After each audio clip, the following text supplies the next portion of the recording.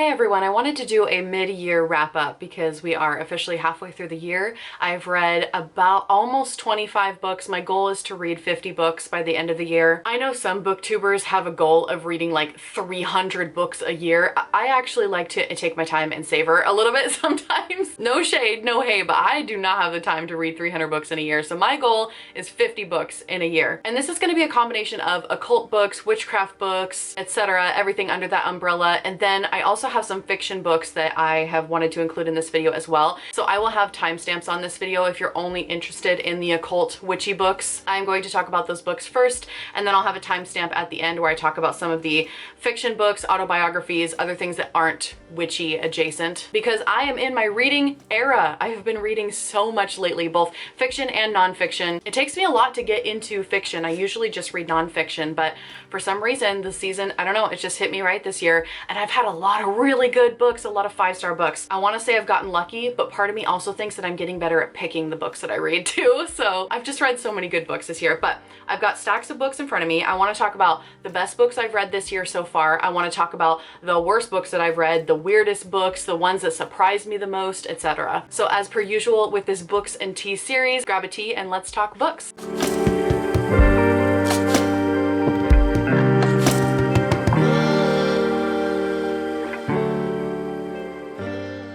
So if you're in my book club, you might want to skip these first 2 books because I'm going to talk about the books that we read in book club. And this is stuff that we've already talked about together. But at the beginning of this year, we ended up reading Grimoire's A History of Magic books. I think I mentioned this a couple times on certain videos, but I didn't actually discuss my thoughts. You can see with all my tabs here that this copy is very used, worn, and loved. I really enjoyed this book. Well, okay.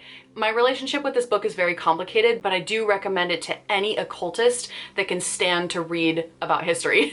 That was one of the biggest struggles in our book club with this book, is that it's so dense. There's so much information. And if you're not a person that loves history or you really struggle with dense information like that, there were a lot of people that couldn't finish the book and couldn't get through it. But the information that's in the book is so valuable. This was my second time reading through this book with our book club. I had already read it previously, but even rereading it the second time, I got more stuff out of it than I did the first time. It just opens your mind to a broader perspective of the occult world, particularly when it comes to Western esotericism, I should say, but the development of these ancient old grimoires and how it ended up influencing even folk magic practices and cunning folk and things like that. It was so fascinating to learn about where these grimoires came from. If you're a budding ceremonial magician, I definitely recommend picking up this book because I think it would just give you so much perspective. But it's a difficult read. I mean, even though I would rate this in the 4 or 5-star range, just by the sheer amount of information, all the work that went into putting a book together like this, I did find my mind wandering.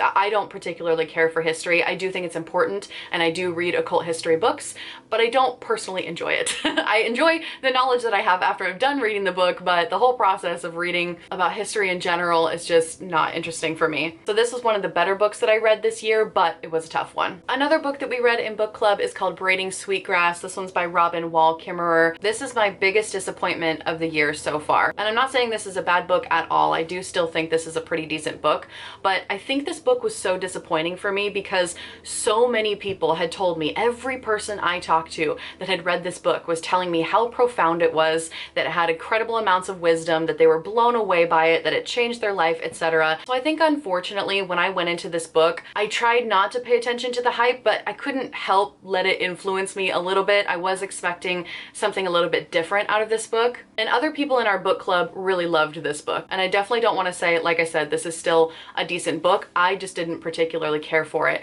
and the reason why I didn't care for it is because on the front of the book it says indigenous wisdom, scientific knowledge, and the teachings of plants. So I was really excited to learn about a more animistic view of plants, and then also having some scientific knowledge presented to me. I did not realize that it was going to be a story about the author's life, and reading short stories about someone's life is probably the most difficult and uninteresting format for me to read.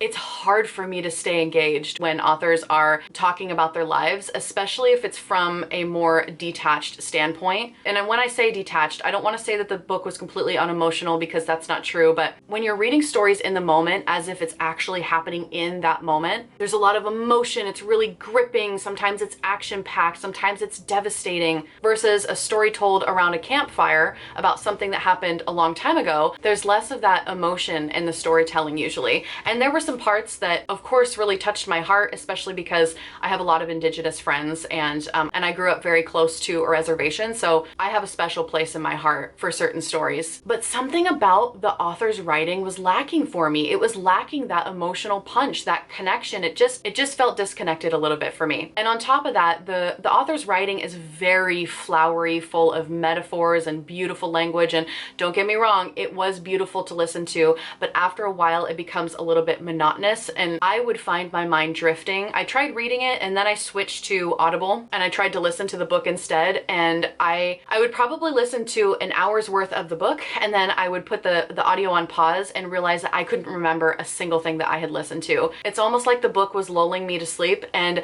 I was so sad and disappointed because I wanted to love this book so much. And I do think there is a lot of wisdom packed in this book. It's just the writing style. The writing style did not do it for me. It put me to sleep, and I know I'm gonna get so much hate for this because people are gonna disagree and say, what are you talking about? This is the best book ever. Sorry, it was a style thing for me. I couldn't do it. Next, I want to share a 5-star book with you. If you watched my reading vlog maybe a month ago or 2 months ago or something, you probably already saw me read this book and you probably heard me talk about it already, but this was a fantastic book. So it's called The Witch Compass by Ian Chambers, and it focuses specifically on the entire cosmological map that is the Witch Compass, which is kind of part of traditional witchcraft, specifically Robert Cochrane's version of traditional witchcraft. And even if you're not interested in traditional witchcraft, I thought this was so captivating, especially as a chaot, you know, a chaos magician like myself. I'm able to take some of these ideas and really create my own chaot compass is what I'm calling it. I've got so many ideas for that, but it really just sparked some new ideas and inspiration, and I really, really loved learning about this. I don't ever hear the witch compass being worked with, and it's not the same as casting a circle or casting sacred space. I think there's a misunderstanding there where people think the witch compass is just casting a circle, calling the watchtowers, etc., but it's not. It's so much more. There's an entire book dedicated to this cosmological map that can help you with divination, traversing the astral realm, etc., etc. So 5-star book for me. I really, really enjoyed this book. Are you ready for the weirdest book that I read this year? Okay, let me just talk about this book right here. This is called This Tree Grows Out of Hell. I found this at a thrift store, had no idea what it was about, but it looked awesome, so I picked it up and read it. I also read this on a reading vlog, so if you saw that reading vlog, you know that, you know my thoughts about this book. This book really deep dives into what we know about the Mayans and the Aztecs as far as their sacrifices, their spirituality, their magic. I wanted to do a lot of research before I went on my trip to Belize and Guatemala because I wanted to have more appreciation for the Mayan sites that I was actually seeing in person. So I read a bunch of other stuff, watched a bunch of videos, etc. But this book in particular, I had grabbed at the thrift store because I saw the back and I was like, oh my gosh, Mayans and Aztecs, that's perfect. It was so weird.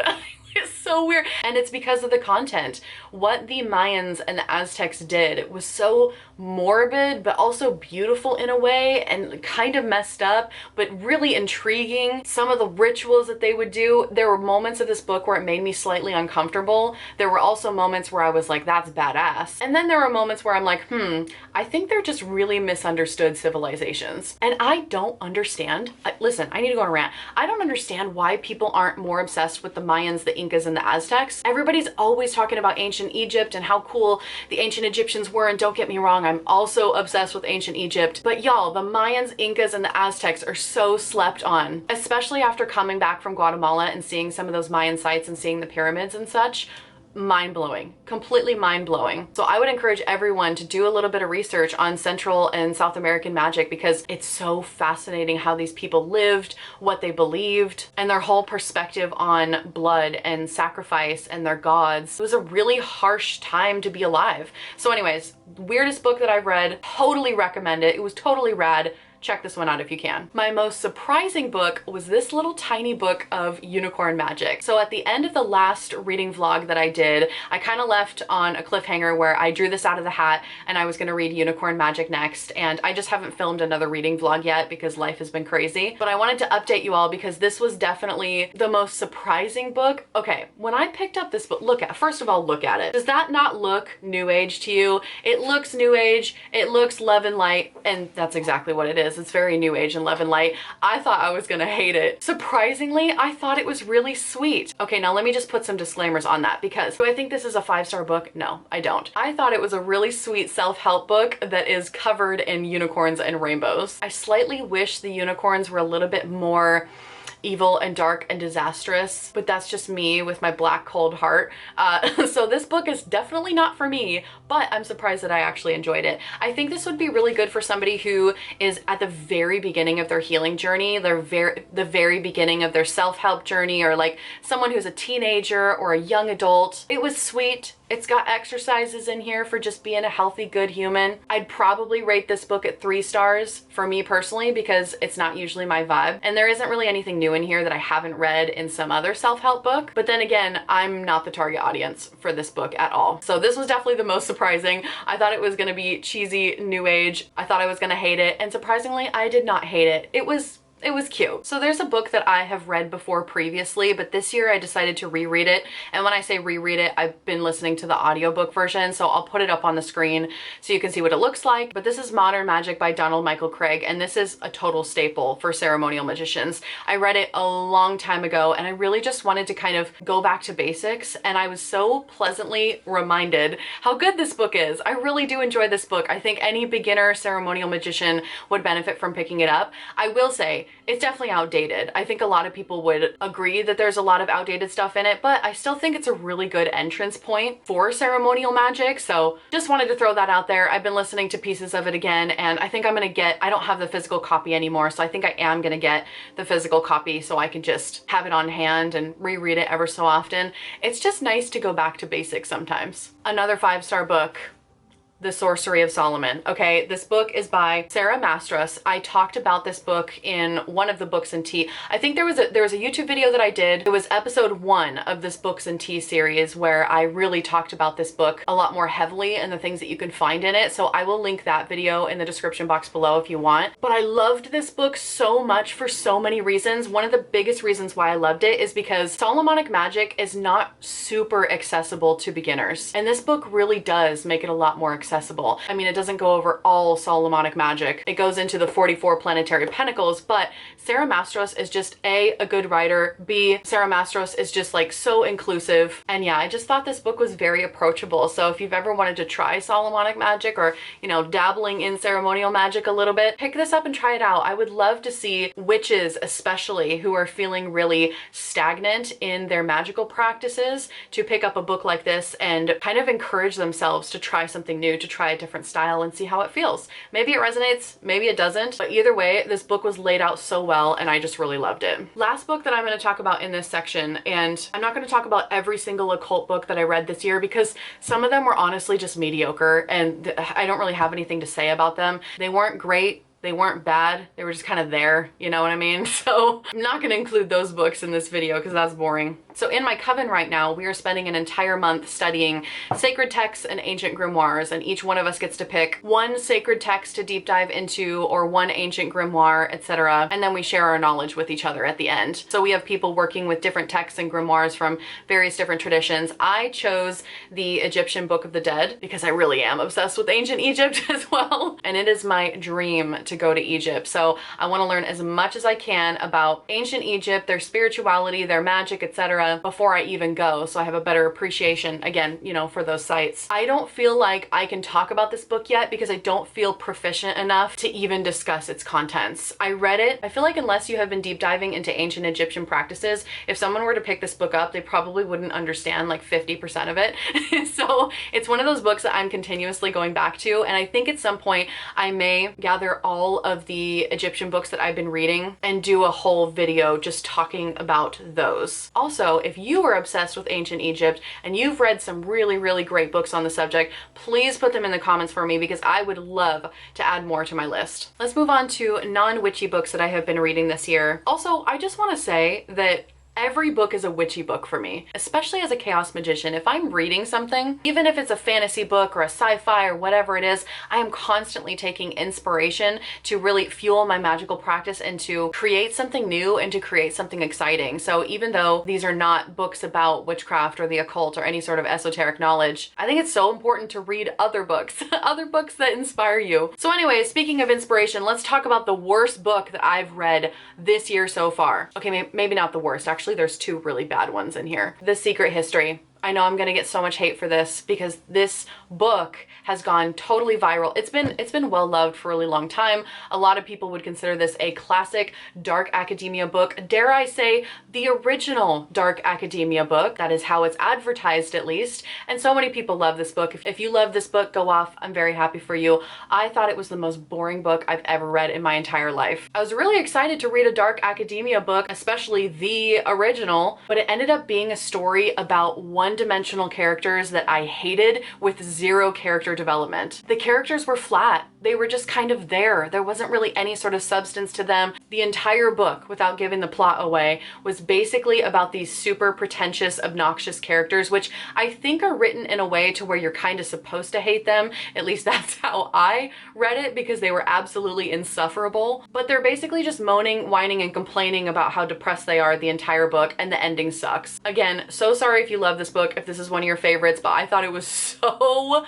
boring and I was so disappointed. I think the reason why this is the one that I hate the most this year is because of all the hype and how excited I was to read a dark academia book and then sinking into it, and it was just so boring. I do not recommend this book unless you want to be incredibly frustrated by the characters and you want to listen to people wallow in their sadness. I listened to I'm Glad My Mom Died by Jeanette McCurdy on Audible, so I'll put the book cover up on the screen here so you can see it. This was a 5-star book for me. This book was so real and raw and vulnerable and honest. For those of us that grew up in the Nickelodeon days, I mean, a lot of us know that there was a documentary that just came out exposing Dan Schneider and talking about all the horrible things that happened with Drake Bell and just horrible things that happened to the cast across multiple shows on Nickelodeon when we were growing up in the 90s and the early 2000s. And it's just so heartbreaking to know how many awful people are in television. I mean, we know this, right? We know it's corrupt, but truly how awful it can be for child stars, child actors. So anyways, Jeanette McCurdy is a child star, and this is her autobiography. So she's talking about her relationship with her mother, which was incredibly abusive and toxic. She talks about spiritual psychosis. She talks about her OCD. She talks about her bulimia and her struggles with eating disorders. And it was just so eye-opening. I mean, after I finished reading this book, I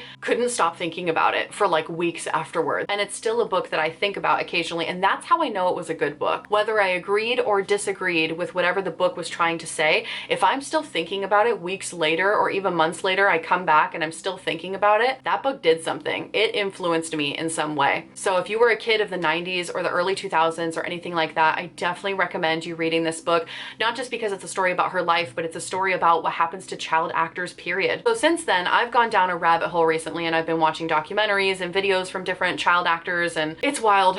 It's so wild how everything is so hush and things are finally coming to light. I picked up this book called Honey. I haven't read it yet and I'm really excited to read it. It's a fictional book about a 90s and early 2000s pop star. It's giving me Britney Spears vibes. That's what I'm getting from it so far, and I haven't read too much of it yet. The writing itself seems really, really good so far, and it's supposed to be fiction, but you can clearly tell it was inspired by all the stuff coming to light recently and just the whole, you know, free Britney thing. It's just crazy. It's crazy what these people go through. So there's a rabbit hole for you if you're interested. I just finished The Invisible Life of Addie LaRue. This is by V.E. Schwab. I've actually read some of their other books. There's a Shades of Magic series that I read a long time ago, and at the time that I read it, I honestly can't remember anything about the series now. I liked it. It was decent. I don't think I was beyond in love with that series, but I liked it and I would definitely recommend it to somebody. But I just finished this one and I really loved it. I would not give this book 5 stars. I'm gonna stick it at a 4-star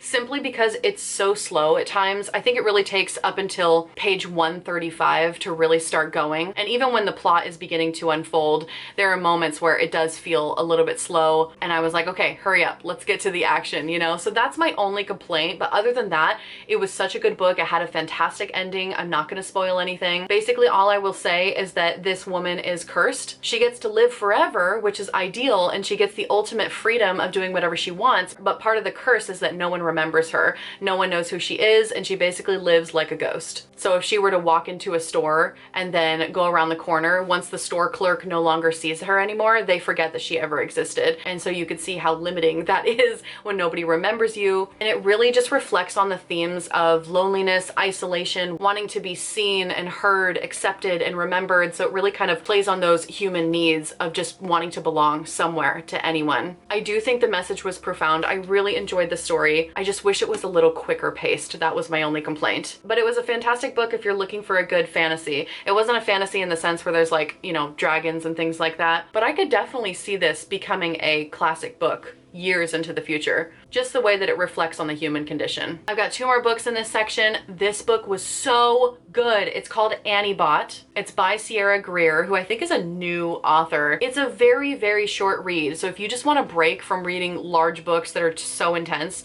I know there's some fantasy series that I read and like sometimes I just need a break and I want a short book like this. I binge read this book in 2 days, and then afterwards I sat on my couch and I literally just stared at the wall for like a good chunk of time after finishing this book because it hit me so deeply. I just had to lay there and digest it after reading it. So basically it's about this sex robot and her owner is named Doug, and she starts to gain sentience. She starts to question her reality and just be a little bit more aware and starts to potentially develop emotions. And it's about her kind of going through abuse from her owner. So there were some scenes that were really difficult to read. Trigger warning essay, okay? If you are sensitive to that at all, do not read this book. It was very feminist, let me just say that. I don't want to spoil any more of the plot for you, but the whole story really reflected on themes of the patriarchy without being condescending and sounding like it's scolding anybody. Because you know you read certain books where they're anti-patriarchy, but it's done in a way that's very accusatory and alienating, whereas this book was super feminist in a way that was just empowering and really embodied that female rage. I would not give this 5 stars because I feel like the ending was very abrupt. It was still a decent ending, but I feel like it could have been fleshed out a little bit more. So it's a 4-star book for me, but still worth reading. I loved it. Last book that I want to include is just the trashiest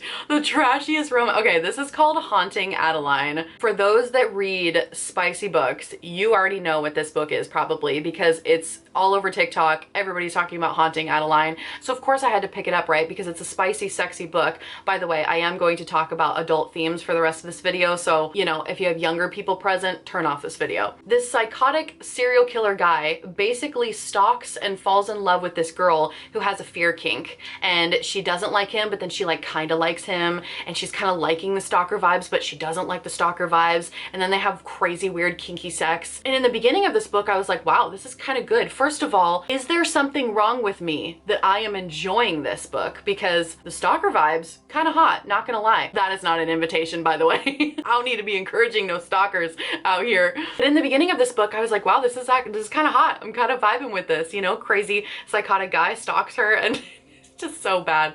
And then the writing just got so redundant, and it just, first of all, the writing is just not good to begin with. It's very juvenile. I shouldn't say that it's not good just because it's juvenile. I think it's just I wasn't the target audience for this book. Anyways, if you just want a book for a lot of like kinky, weird spice, this is the book for you because the plot, not really existent. I got maybe halfway through or 3/4 the way through. Actually, where's my, here it is. I got this far through. I read this much and then I DNF'd it because I didn't even care what happened at the end of the book at that point. It got so redundant. I was like, I don't care about these characters. I did not fall in love with them at any point. The whole book was so hypocritical and so tropey and just so trashy. But sometimes you just want a trashy little book, don't you? Maybe that's just me, I don't know. Anyways, let me know if you enjoyed this format of talking about books. Also, if you want to follow me on Goodreads, I will leave my link down below in the description box. Feel free to send me a friend request on Goodreads. I don't care if you do, I don't care if you don't, I don't really care. I'm just letting you know. I do put all of my book reviews on Goodreads. This was fun. This is a fun video for me. I hope you enjoyed. I'll see you all soon.